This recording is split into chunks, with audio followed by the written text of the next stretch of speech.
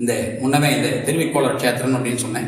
அதாவது மூர்த்தி தலம் தீர்த்தம் பெருமையுடைய இந்த ஸ்தலத்தில் 3 அசுரர்கள் தேவர்களுடைய லோகத்தில் அன்றாடம் அவருடைய சிவபூஜைகள் பண்ண விடாமல், ஜபத்தபங்களை பண்ண முடியாமல், சிவபெருமானை தரிசிக்க முடியாமல், அவர்கள் யாகங்கள் பண்ண முடியாமல் துன்புறுத்தின்றே இருக்க காலத்தில் வரப்பிரசாதியாக இருக்கக்கூடிய அந்த முப்புறங்கள் தாரகாற்றன், கமலகாற்றன், மித்ருன்மாலி என்ற 3 அசுரர்கள் 3 கோட்டைகளாக வைத்துக் கொண்டு இந்த தேவர்களை துன்புறுத்தி கொண்டிருந்தார்கள்.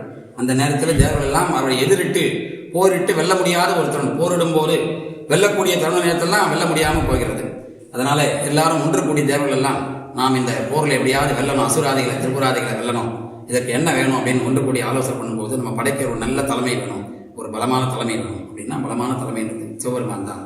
சிவபெருமான்கிட்ட போய் முறையிடுவோம் அப்படின்னு சொல்லி எல்லாரும் கைலாயத்தில் போய் தேவர்கள்லாம் முறையிடுறாங்க. அங்கே போய் தபஸ் பண்ணி சுவாமியை வருந்தி பிரார்த்தனை பண்ணும்பொழுது அப்படி உதவி கேட்க போகும்போது, சுவாமி நீங்கள் வந்துட்டாலே போகிறோம், எங்களால் முடிஞ்சதை பண்ணியிருக்கோம், நாங்கள் எல்லாத்தையும் பார்த்துக்கிறோம், பரிவாரங்களோடு இருக்கோம், நீங்கள் வந்துட்டாலே போகிறோம் அப்படின்னு 2-3 முறை கேட்கும்பொழுது சுவாமி அனுகிரகம் பண்ணுறாரு, பொருட்டு வரேன்றாரு. இருந்தாலும் மனசில் கொஞ்சம் நினைக்கிறாரு, தேவர்கள் இவ்வளோ துன்பப்பட்டு வரும் நம்மக்கிட்ட உதவி கேட்க வரும்போது கூட மனசில் கொஞ்சம் செருக்கு இருக்கே, ஆணவம் இருக்கே அப்படின்னு நினைக்கிறாரு. இருந்தாலும் அவங்களுக்கு அனுகிரகம் பண்ணமேன்னு புறப்பட்டு வரேன்னு சொல்லி அசரி வாக்கு சொல்கிறாரு. சென்ற தேவர்களே தேரா மாறி தேரில் ஒரு தேவர்கள் ஒரு ரூபமாக தேராகி அந்த தேரில் சுவாமி புறப்பட்டு வரார். வரும்போது விநாயகர் பெருமானுக்கு பரமேஸ்வரர் என்ன மனசில் நினைச்சாரோ அது விநாயகர் பெருமானுக்கு தெரியுது. இந்த தலத்துக்கு அருகாமையில் மூர்க்க விநாயகர் அப்படின்னு இருக்கார். அந்த இடத்துல விநாயகர் பெருமான் இருந்ததாகவும் பல ரிஷிகள் முன்னாடி வரும்போது விநாயகர் தரிசனம் பண்ணுறாங்க. சுவாமி வரப்போறாரு சொன்ன உடனே நான் ஏதாவது தடை ஏற்படுத்த போலேன்றாரு. இவ்வளோ ரிஷிகள்லாம் பிரார்த்தனை பண்ணும்போது கூட இருந்தாலும் ஏதாவது தடை ஏற்படுத்தணும், தேவருடைய ஆணவத்தை அடக்கணும், பரமேஸ்வரன் நினைக்கிறார் எதாவது செய்யணும் அப்படின்னு சொல்லி சுவாமி பிள்ளையார் விநாயகர் பெருமான் ஆயத்தமாக இருக்கார். இந்த தலத்தை அருகாமையில் இந்த தேர் புறப்பட்டு வரும்பொழுது தேர் அச்சம் முடிக்கிறார். தேரானது சாய்கிறது.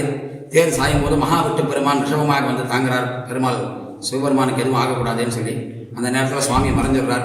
தேரா இருந்த தேவர்கள்லாம் மறுபடியும் தேவரூபமாகி நம்ம போய் கைலாயத்தில் போய் முறையிட்டோம், சுவாமியை பிரார்த்தனை அசிரி வாக்கு புறப்பட்டு வரேன்னு சொன்னார். நம்ம தேரில் வந்தார், இப்படி ஆகி போச்சே, தேர் சாஞ்சி போச்சே அப்படின்னு சொல்லி ரொம்ப வருந்தி பயப்படும் காலத்தில் மறுபடியும் சுவாமியுடைய அசிரி வாக்கு கேட்குறது, நான் இங்கே தான் இருக்கிறேன், நீங்கள் வந்து நியம நிஷ்டங்கள் ஆச்சார நியமத்தோடு கூடிய பூஜைகள் செய்யுங்க ஆகம விதிப்படி அப்படின்னு சொல்கிறாங்க.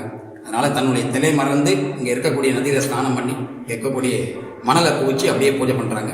அந்த லிங்கமானது அந்த மணலை குவிக்கும் போது லிங்கமாக நிற்கிறது. அங்கே இருக்கக்கூடிய ஜலத்தை நீரை எடுத்து அபிஷேகம் பண்ணுறாங்க. அபிஷேகம் பண்ணி அங்கே இருக்கக்கூடிய மலர்களை பறித்து சாத்தி சரணாகதி அடைகிறார்கள் தேவர்கள் எல்லாம். சரணாகதி அடையும் போது சுவாமி மனங்குளிர்ந்து அம்பையப்பரோட காட்சி கொடுறார். அந்த ஸ்தலம் தான், அந்த சுவாமி தான் அந்த திருவிக்கோளநாதர் அப்படின்றது. இந்த தலம் 5ஆம் நாள் உற்சவத்தில் இந்த காட்சி ரிஷபத்தில் பேரில் சுவாமி வில்லேந்திய கோலத்தோட போருக்கு புறப்படக்கூடிய காட்சியை கொடுத்ததாக வரலாறு. அதனால தான் திருவிக்கோளம், வில்லேந்திய கோலத்தோட காட்சி கொடுத்தனால திருவிக்கோளநாதர் அப்படின்னு சுவாமிக்கு பேர்.